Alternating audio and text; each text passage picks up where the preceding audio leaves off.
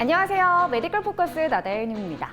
암치료법 하면 수술뿐만 아니라 화학치료, 방사선치료, 또 표적치료 등 다양한 치료법들이 있는데요.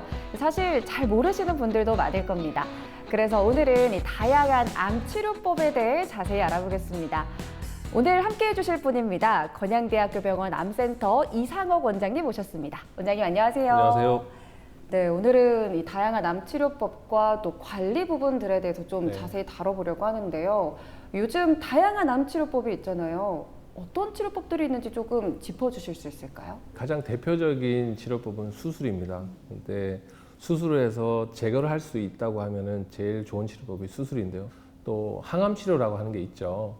세포독성 항암 치료라고 하는데요. 정맥을 통해서 약물을 주입을 하면 몸 전체를 이렇게 돌다가 전신에 있는 항암 세포를 죽이는 것을 항암 치료라고 우리가 얘기하고 화학 치료라고도 얘기합니다. 또 하나는 표적 치료라는 게 있죠. 표적 치료는 어떤 표적에 대해서 그 타겟을 치료하는 방법인데요. 암은 굉장히 종류도 다양하고 같은 암이라고 하더라도 유전자 발현이 다 틀리게 됩니다. 그래서 그 암에서 이분은 어떤 유전자 변형이 일어나서 그 암이 생겼는지를 검사를 할 수가 있고요. 그 검사에서 이런 유전자 변형이 발견이 되면 그 유전자 변형을 교정하는 약을 특별하게 투여하는 게 그게 표적 치료입니다. 아, 그럼 표적 치료도 항암 치료처럼 그 화학 치료처럼 똑같이 약물을 사용해서 암세포를 죽이는 건가요? 먹는 것들이 대부분이고요. 그리고 표적 치료 말고는 또 방사선 치료라고 있죠. 이제 여러분들이 많이 아실 텐데 방사선 치료는 방사선을 이렇게 국소적으로 쪼여가지고요. 그래서 암세포를 죽이는 방법인데 정상 세포에는 가능하면 손상을 주지 않고 암세포에만 손상을 주게 하는 경우가 있고요. 궁금한 게요. 예를 들어 한 환자가 A병원에서 그동안 치료를 받아왔는데 응급 상황이 발생해서 B병원으로 이동을 하게 되었어요. 근데 이 B병원에서는 치료를 이어갈 수 없다, 혹은 뭐 치료할 수 없다 이런 이야기를 들었는데 사실인가요? 물론 치료할 수 있습니다. 아, 네네. 예, 암 환자들이 중요한 치료 후에 어떤 응급 상황이 발생되는 경우는 굉장히 다양합니다. 어디서 뭐 피가 난다든지 장이 막힌다든지 또 여러 가지 문제들이 발생을 할 수가 있는데요. 그러면 가까운 응급실을 가야 되겠죠. 네네. 가게 되면 우리나라는 표준 치료 지침이 있지 않습니까? 네네. 어떤 경우에는 어떤 치료를 하고 이제 그런 것들이 정해져 있어서 그대로 치료를 하고요. 응급 상황에 대해서는 거기에 맞게 치료를 할 수가 있습니다. 근데 하지만 그 본인이 받았던 치료받았던 병원에는 모든 진료 기록이 있잖아요. 네네. 본인이 받지 않는 병원을 가면 그런 정보들은 제한이 있게 되죠. 그래서 약간의 한계는 가진다고 볼 수는 있는데 뭐 응급 상황이 생기면 어느 병원이든 빨리 가야죠. 그럼 치료할 수 있습니다. 아예 안 되는 것은 아니다. 알겠습니다. 네, 사실 암이 진단된 경우에 암 자체 질환도 중요하지만 그 심리적으로 우울증이 같이 오시는 분들도 많다고 들었어요. 암이 진단이 되면 대부분은 우울증에 대부분 옵니다. 아, 정말요? 예, 일단 말수도 줄어들고 또 친구들이나 또 가족들, 친척들하고 이제 만나고 접하는 것을 굉장히 줄이고 싶어하고 그리고 환자들 대부분은 본인들이 이제 살아왔던 것들을 굉장히 한번 이렇게 생각을 해보게 된다고 되돌아보고. 그래요. 네, 되돌아보고 어떤 분들은 그럽니다. 내가 술도 안 마시고 담배도 안 피고 또 착하게 잘 살아왔는데 왜 이런 암이 걸렸나 그런 생각을 하면서 굉장히 우울증에 빠지게 됩니다. 그래서 저희 같은 경우는 이제 그런 분들을 정신건강의학과 선생님하고 상담을 하고요. 그렇게 치료를 했을 때 치료라든가 생활이라든가 굉장히 좋아지는 것들을 많이 경험하기 때문에 저 같은 경우에도 조금 우울하고 도움이 필요하다고 판단이 되면 적극적으로 그런 치료들을 권하게 됩니다.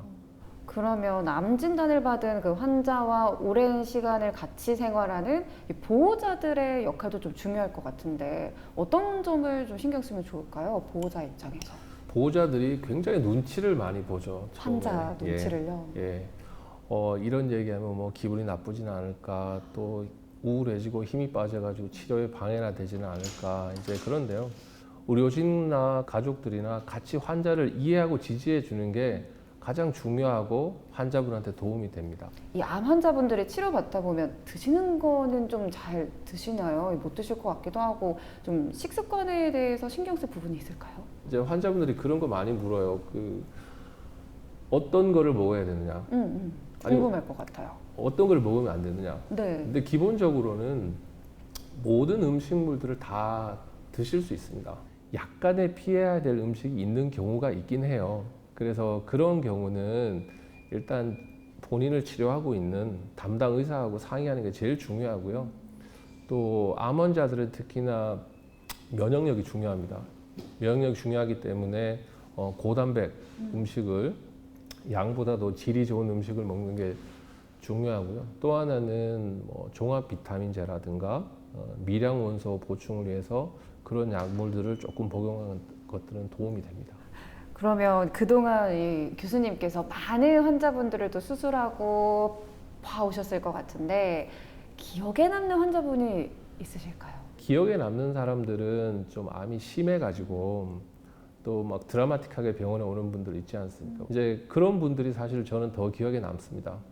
치료 과정도 힘들고 항암 치료도 힘들고 한데 결국에는 치료가 다 되고 나면 뭐 초기에 진단됐든 진행이 돼서 진단됐든 완치되는 거는 똑같지 않습니까? 이제 그런 환자들을 봤을 때는 그걸 치료하는 의료진으로서는 굉장히 보람을 느끼죠.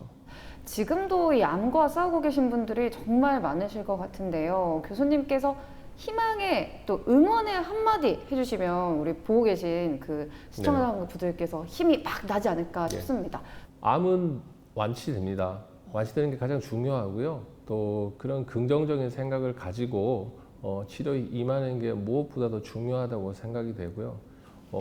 수술이나 또 항암 치료나 아니면 방사선 치료나 이런 것들을 할 때 좀 더 즐겁게 더 결과도 좋게 할 수 있는 걸 제가 보거든요.